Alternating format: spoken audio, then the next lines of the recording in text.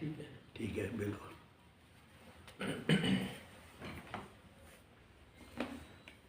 सबसे पहले मंगलाचरण करते हैं जी। ओम अज्ञानतिमिरान्धस्य ज्ञानाञ्जन शलाकया चक्षुरुन्मिलितं येन तस्मै श्रीगुरुवे नमः। श्रीचैतन्यमनोभीष्टं स्थापितं येन भूतले स्वयं रूपः कदा मह्यं ददाति स्वपदकान्तिकं। वन्देऽहं श्रीगुरु श्रीयुतपदकमलं श्रीगुरून् वैष्णवांश श्रीरूपं साग्रजातं सगणरघुनाथान्वितं तं सजीवं साद्वैतं सावधूतं परिजनसहितं श्रीकृष्णचैतन्यदेवं श्रीराधाकृष्णपादान् सगणललिता श्रीविशाखावितांश। हे कृष्ण करुणा सिंधो दीनबंधो जगतपते गोपेश गोपिका कांतम श्री राधा कांतम नमस्तुते। तप्त कांचन गौरांगे श्री राधे वृंदावनेश्वरी वृषभानुसुते देवी प्रणमामि हरिप्रिया। वाञ्छाकल्पतरुभ्यश्च कृपा सिन्धु भ्येव च पतितानां पावनेभ्यो वैष्णवेभ्यो नमो नमः। जय श्री कृष्ण चैतन्य प्रभु नित्यानंद श्री अद्वैत गदाधर शिवासादि गौर भक्तवृंद। हरे कृष्ण कृष्ण कृष्ण हरे हरे हरे राम राम हरे हरे हरे कृष्ण कृष्ण कृष्ण हरे हरे हरे राम राम हरे हरे हरे कृष्ण कृष्ण कृष्ण हरे हरे राम हरे हरे। ओम नमो भगवते वासुदेवाय। ओम नमो भगवते वासुदेवाय। ओम नमो भगवते वासुदेवाय। ओम नमो भगवते वासुदेवाय। ओम नमो भगवते वासुदेवाय। नमो भगवते वासुदेवाय। नारायणं नमस्कृत्यं नरं चैव नरोत्तमं देवी सरस्वतीं व्यासो ततो जयामुदीरये। नष्टप्रायेषु भद्रेषु नित्यं भागवत सेवया भागवतमुत्तम श्लोके भवतिर्भवति नष्टकिं। श्रीमद् भगवद गीता यथारूप की जय। श्रील प्रभुपाद की जय। निताई गौर प्रेमानंदे हरि हरि बोल। हरे कृष्ण। आज भगवद गीता के इंट्रोडक्शन जो कि पहले एक बात बताई थी उस पर दोबारा बात करेंगे कि रिकॉर्ड हो जाएगा। भगवत महात्म्य है, भगवत महात्म्य शुरू में ही है जी। कहते हैं कि ये 3 तरह के प्रस्थान हैं। प्रस्थान मतलब आपको आगे बढ़ाते हैं। हम कहते हैं ना प्रस्थान करो जी। तो 3 तरह के प्रस्थान हैं। वो क्या है? ब्रह्म सूत्र, उपनिषद एंड भगवद गीता। जी। भगवद गीता को कहा गया है एक उपनिषद है बिकॉज ऐसा है कि इसमें ऊपर में कृष्णा है और नीचे बैठ के सुनने वाला अर्जुन है। उपनिषद का मतलब ऊपर और नीचे, और बिटवीन ये ऐसी कॉन्वर्जेशन है जो कृष्णा जो स्वामी हैं और उनके डिसाइपल जो उनके शिष्य हैं वो अर्जुना है। ये टॉक सुपर सोल और सोल के बीच की टॉक है, इसलिए इसको गीतोपनिषद भी कहा गया है जी। तो श्री कृष्ण कहते हैं कि भगवद गीता मेरा हृदय है और मेरे को हृदय के थ्रू मिलो। तो मतलब आप दिल से चाहोगे तो आप मिल पाओगे भगवान से। भगवद गीता में और विनोद भावे जी कहते हैं, एक बहुत बड़े ऋषि रहे हैं, कि उन्होंने भी ऐसे ही कहा है भगवद गीता जो है वो मेरी आई है, मेरी माँ है। यहाँ पर उन्होंने इस तरह से दे। तो ये हमें क्या चीज़ें बताती है भगवद गीता? भगवद गीता इंसान को ये बताती है कि तुम आदमी बनो, मानव भव, मानव निर्माण कला को सिखाती है। तो हम इस मतलब this is the art of living ji. And finally it's is also saying about the art of dying also. Bhagavad Gita एक चिरंजीव है और इसको हमने 5वां वेदा भी समझना चाहिए। 4 वेद सब जानते हैं लेकिन इसको वेदों में 5वां वेदा भी समझना चाहिए। 3 तरह के चीज़ें धर्म को समझने के लिए चाहिए, वो हैं शास्त्र, गुरु एंड भगवान। जी। 3 चीज़ों से आगे प्रगति कर सकता है। भगवद गीता क्या क्या चीज़ें हमें बताती हैं, उसके क्या सब्जेक्ट्स हैं। पहला सब्जेक्ट है कि ईश्वर सुप्रीम कंट्रोलर। दूसरा शब्द है जीव। जीव जो है कंट्रोल लिविंग एंटिटी, उसको कंट्रोल करके रखता है ईश्वर। जी। तो परम जीव हो गया ईश्वरा और जीव हो गए हम लोग। और प्रकृति जो भौतिक चीज़ें हैं प्रकृति के, वो तीसरा सब्जेक्ट है। और उसके बाद में काल जो समय है चौथा, और पांचवा है कर्मा। तो इस चीज़ों में सबसे ज़्यादा जो चेंजेबल है वो कर्मा है, बाकी चीज़ें चेंज नहीं होती। मतलब मौसम बदलना और बात है, वो अगर हम उसको ले लें काल के हिसाब से, लेकिन वो जो नेचर है वो चेंज नहीं होता। ग्लोरी ऑफ भगवद गीता, गीता महात्म्य की 7 श्लोकें हैं, और आप पहला श्लोक पढ़ो। गीताध्ययन शीलस्य, 28 नंबर पेज पे। गीता शस्त्रम यज्ञम, गीताध्ययन शीलस्य प्राणायाम परस्य च नैव शांति ही पापानि पूर्वजन्म कृतानि च। यदि कोई भगवत गीता को निष्ठा तथा गंभीरता के साथ पढ़ता है तो भगवान की कृपा से उसके सारे पूर्व दुष्कर्मों के फलों का उस पर कोई प्रभाव नहीं पड़ता। तो पहले श्लोक में बताया है कि अगर भगवान के वाणी गीता को ध्यान से प्रेम से पढ़ता है, और तो उसके जो उसको आने वाले कष्ट हैं चिंताएं हैं उससे परे हो जाता है, और वो भय डर से दूर हो, डर में नहीं रहता है, और सब चीज़ों के कष्टों से भी दूर रहता है, और उसका दूसरा जन्म आध्यात्मिक हो सकता है, ऐसा लिखा है। और दूसरा, सर्वधर्मान् परित्यज्य मामेकं शरणं व्रज अहं त्वं सर्वपापेभ्यो मोक्षयिष्यामि मा शुचः।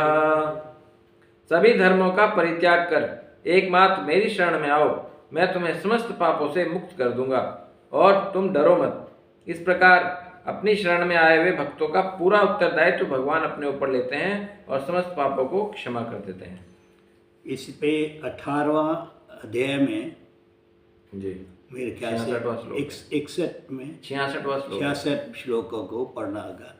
उसमें भगवान ने इसी बात को जी, ये श्लोक जो है 18वें अध्याय का 66वां श्लोक है सर। हाँ, तो ये इसमें ये बताया है कि अगर आप मेरा ध्यान करते हो तो कितना बड़े बड़े कष्ट, कितने बड़े बड़ी चिंताएं तुमको परेशान नहीं कर सकती, और तुम्हारा दूसरा जीवन आध्यात्मिक हो सकता है।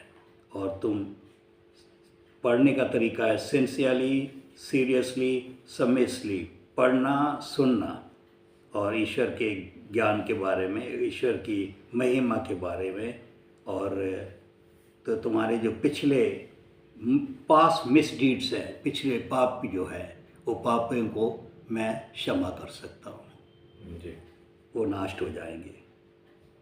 तीसरा, मालिने मोचनम पुषाम जल स्नानम दिने दिने स्कद्दगीताम बसी स्नानम संसार मलनाशनम। मनुष्य जल में स्नान करके नित्य अपने को स्वच्छ कर सकता है, लेकिन यदि कोई भगवत गीता रूपी गंगा जल में एक बार भी स्नान कर ले तो वह भौतिक जीवन भव सागर की मलिनता से सदा सदा के लिए मुक्त हो जाता है। इसी बात को भगवान ने एक जगह बताया भी है कि जो भाव सागर है, वो पिछली बार भी हमने इस बात को कहा कि भाव सागर एक ऐसी वितरणी रिवर है और सागर के समान है, बहुत अधिक बड़ी है, और अगर इंसान ईश्वर के ध्यान में उतरता है तो उसके लिए वो तुच्छ हो जाती है। एक छोटे से गाय के बछड़े के जो पाँव के निशान में जितना पानी होता है उस समान हो जाता है। तो अगर कोई हम स्नान करके अपने शरीर को स्वस्थ रखते हैं तो, लेकिन अगर भगवद गीता जो है वो एक गंगा के समान है। देखिए, गंगा जी तो भगवान के चरणों से उतरी है, और श्रीमद् भगवत भगवान के श्री मुख से बोली गई है। तो भगवान के लिए तो चरण और मुख में कोई अंतर नहीं, हमारे लिए तो चरण और मुख में बहुत अंतर है। तो हम लोग चरण पाँव छू ले तो हम लोग इसको गंदगी मानते हैं, लेकिन भगवान के लिए तो सब चीज़ें एक ही हैं। और भगवान कहते हैं कि इस मटीरियल के और सारे कष्ट मैल जो है उस गंगा में नहाने से, भगवद गीता गंगा जैसे ही है, और उसमें नहाने से आप और सारे मटेरियल लाइफ की मैल जो है वैनिश हो जाएगी, मिट जाएगी। चौथा, गीता सुगीता कर्तव्या किम नहे शास्त्र विस्तरे या स्वयं पद्मनाभस्य मुख पद्मादिनी श्रता। चूंकि भगवत गीता भगवान के मुख से निकली है, अतएव वह किसी अन्य वैदिक साहित्य को पढ़ने की आवश्यकता नहीं रहती है।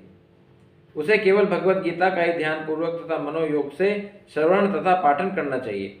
वर्तमान युग के लोग सांसारिक कार्यों में इतने व्यस्त हैं कि उनके लिए समस्त वैदिक साहित्यों का अध्ययन कर पाना बहुत ही कठिन है। तो ये इतनी कंसाइज है भगवद गीता, तो वेदों का ज्ञान भी आपको इसमें से प्राप्त हो सकता है। और भगवान श्री कृष्ण के श्रीमुख से निकली हुई बातें हैं, तो इसको ही ध्यान देना चाहिए। और किसी दूसरे लिटरेचर्स जो वैदिक लिटरेचर हैं, यहाँ वैसे आदमी फालतू के लिटरेचर्स, कहानियाँ, पेपर्स ये पढ़ते रहते हैं। और ख़ास करके जब से ये मोबाइल आया है, मोबाइल में तो इंसान पता नहीं क्या क्या पढ़ता रहता है, क्या क्या देखता रहता है। तो भगवान से ये जो आज की मॉडर्न साइंस है, ये हमें ईश्वर से कैसे दूर करती रहती है, दूर करने की शिक्षा देती है। इंद्रिय भोग जितना बढ़ा सको बढ़ाओ, आराम कर सको करो। मेहनत और मजदूरी को फेवर नहीं करती, और मेहनत परिश्रम करना इंसान के लिए बहुत ज़रूरी है। और पांचवा श्लोक, भारतमृतं सर्वस्यं विष्णुरक्ताद्रिशतं गीता गंगोदकं पीत्वा पुनर्जन्म न विद्यते। जो गंगा जल पीता है वह मुक्ति प्राप्त करता है, अतएव जो उसके लिए क्या कहा जाए जो भगवत गीता का अपनत पान करता हो। श्रीमद् भगवत गीता महाभारत का अमृत है और भगवान श्री कृष्ण मूल विष्णु ने इसको सुनाया है। तो यहाँ समझाया है कि भाई गंगा जल पीने से भी लोग सोचते हैं कि भाई हमें मोक्ष मिलेगा। हरे कृष्ण। और मैंने ये देखा है कि कई बार लोग बीमारी में गंगा जल ही पीते रहते हैं और उसको आराम मिल जाता है।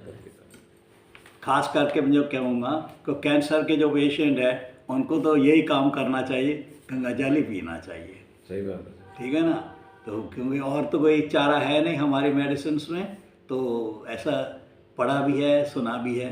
तो जो मतलब भगवान के चरणों से निकली हुई चीज़ या भगवान के स्वयं मुख से निकली हुई भगवद गीता का अगर ध्यान रखेंगे तो ये एक अमृत है। और महाभारत में लिखा गया है। एक्चुअली भगवद गीता को भगवान श्री कृष्ण ने सिर्फ 18 दिन में बात करी है, इसलिए 18 अध्याय हैं इसमें और 700 श्लोक है भगवद गीता में। ज़्यादा करके बातें तो जो श्री कृष्ण ने कहीं वही आती हैं। बीच में ये जो संजय है, संजय धृतराष्ट्र, हाँ, तो संजय अपने राजा को कैसे अपने बीच में बात करते हैं, तो कुछ बातें आती हैं। अर्जुन का पूछने की बातें ज़रूर इसमें आती हैं। तो यहाँ एक ये सही मायने में एक अमृत है। और कन्वर्सेशन ही है ना अर्जुन और कृष्ण जी का मोस्टली। हाँ, अर्जुन ने जो सुना भगवान से, भगवान ने कहा था ना कि शुरू में कि मैंने सूर्य देव को ज्ञान दिया, भगवत का ज्ञान। तो अर्जुन पूछते हैं आप तो इतने छोटे हैं और सूर्य तो बहुत पुराने हैं, आप कैसे ज्ञान दिया। तब वो कहते हैं एक जगह, अर्जुन तुम्हें नहीं पता, तुम मेरे साथ कई बार आए हो और भूल जाते हो। मैं भूतकाल को भी जानता हूँ, वर्तमान को भी जानता हूँ और भविष्य को भी मैं जानता हूँ। तो भगवान ऐसा उस टाइम में भी समझाते हैं इनको। तो ये श्री कृष्ण जो है स्वयं विष्णु है। विष्णु की जब भी श्री कृष्ण आए हैं तो विष्णु की रिप्रेजेंटेशन हुई है, विष्णु का फॉर्म आया है। और विष्णु के फॉर्म को फिर देवकी ने और वासुदेवा ने रिक्वेस्ट किया कि आप इस पर इतना चमक है, इतनी रोशनी है, कहीं कोई देख लेगा तो फिर कंस को कह देंगे और कंस आके फिर परेशान करेगा, अपना बाल रूप दिखाओ। बाल में भी वो 4 भुजा वाला रूप दिखाते हैं। उसके बाद में जब वो कहते हैं नहीं अपना बाल रूप जब बताओ, मनुष्य रूप पे आ जाते हैं, तब वो कहते हैं, तब इनको कहते हैं कि मनुष्य मुरलीधर मनुष्यम, मनुष्य रूप का मुरली चलाने वाला। और तो सो मुरली चलाने वाला या गौ चराने वाला यही समझते रहे दुर्योधन और उसके मित्र सारे, उसके भाई लोग ऐसा समझते रहे। अभी है ना 29 शुरुआत में चल रहा है। शिफाली हमने शुरू कर दिया बेटा देखना। अच्छा हाँ जी, आप लगा लो फिर, यहाँ पे लगाना है। हाँ लगा दिया टीवी में। वो इनको ऐसा इसमें तो रिकॉर्ड हो जाए सर, आपका जो है ना उस पर लगा देता हूँ व्हाट्सएप पे ना, ये वैसे भी लाइव भी देख लेंगे आपको, है ना। चलो ये मैंने इसलिए जान के उनके में फोन नहीं किया तो वो रिकॉर्डिंग कर रहे होंगे। चलो चल रहा है। मैं इस पे हरे कृष्णा मैं आपको ना व्हाट्सएप पे ऐड कर लेता हूँ, वो रिकॉर्डिंग तो हो रही है ना। अच्छा ठीक है, ठीक है, ठीक है, हाँ जी ठीक है, मैं बंद कर देती हूँ। ठीक।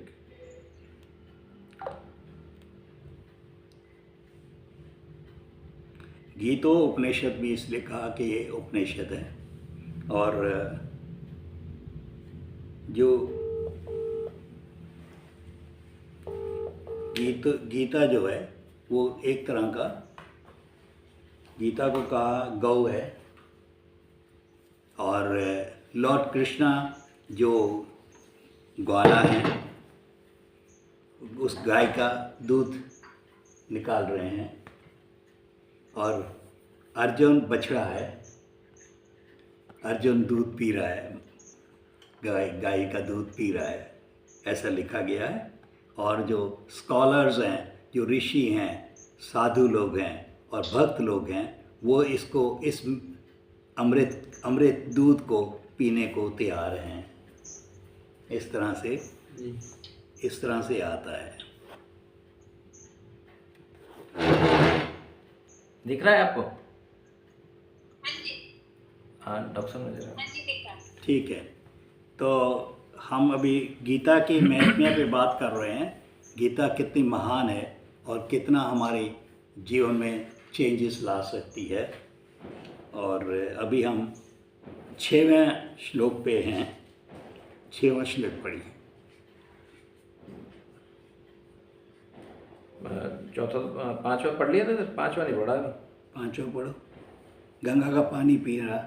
हाँ हाँ ये पढ़ लिया। हाँ। गंगा में स्नान करना, गंगा का सर्वोपनिषदो गावो दुग्धा गोपाल नंदन पार्थो वत्स सुधी भोक्तः दुग्धम गीतामृतम महत्। यह गीतोपनिषद श्रीमद् भगवत गीता जो समस्त उपनिषदों का सार है, गाय के तुल्य है और ग्वाल बाल के रूप में विख्यात भगवान श्री कृष्ण इस गाय को धो रहे हैं।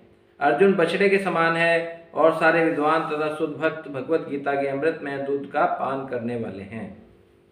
तो यहाँ पर क्योंकि भगवत गीता को ये ऐसा बताया कि सब उपनिषद में से ये सार है, सबका समेत किया गया उपनिषद है, ज्ञान है।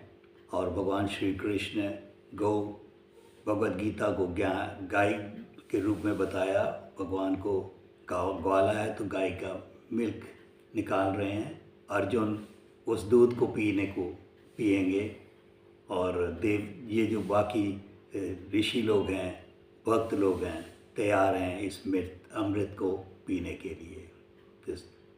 और 7वां श्लोक। एकम शास्त्रम देवकी पुत्र गीतम एको देव देवकी पुत्रेव एको मंत्रस्य नामानि यानि क्रमापेकम तस्य देवस्य सेवा। आज के युग में लोग एक शास्त्र, एक ईश्वर, एक धर्म तथा एक वृत्ति के लिए अत्यंत उत्सुक हैं। अतएव एकम शास्त्रम देव की पुत्र गीतम, केवल एक शास्त्र जो भगवत गीता है सारे विश्व के लिए हो। एको देव देव की पुत्र हो, सारे विश्व के लिए एक ही ईश्वर हो जो कि भगवान श्री कृष्ण है। एको मंत्रस्य नामानि यानी, और एक ही मंत्र की प्रार्थना हो और उसका कीर्तन हो जो कि हरे कृष्ण महामंत्र है। हरे कृष्ण कृष्ण कृष्ण हरे हरे, हरे राम राम राम हरे हरे। क्रमापेकम तस्य देवस्य सेवा, केवल एक ही कार्य हो, केवल भगवान की सेवा ही हो। देखिए भगवान श्री कृष्ण ने इसमें समझाया, लिखा है, इसकी महत्व में बताया कि सब ईश्वर के एक ही ईश्वर, एक ही प्रार्थना, एक ही पेशा, ऑक्यूपेशन को भी ऐसा मान लीजिए, सर्व भक्ति का जो एक पेशा है ये एक ही होना चाहिए पूरे ब्रह्मांड पूरे विश्व में। तो आजकल लोग तरह तरह के साधन पे उतरते हैं और उनसे उनको पूरा लाभ नहीं होता है। तो एकम शास्त्रम, एक ही शास्त्र होना चाहिए, वो है भगवत गीता। और लिखा है देव की पुत्र गतिम, तो जो देव की पुत्र कृष्ण ने लिखा बताया है वो उसका ही ध्यान होना चाहिए।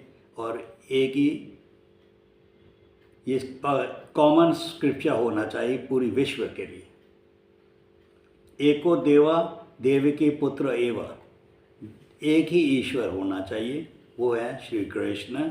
और एक ही मंत्र होना चाहिए जो महामंत्र है, हरे कृष्णा कृष्ण कृष्ण हरे हरे, हरे रामा राम राम हरे हरे।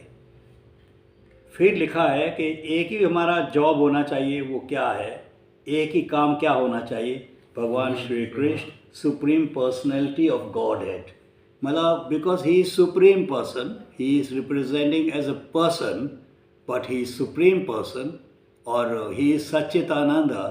तो वो विग्रह भी वही है, सच्चिदानंद में सब चीज़ें हैं जो नाशवान नहीं हैं।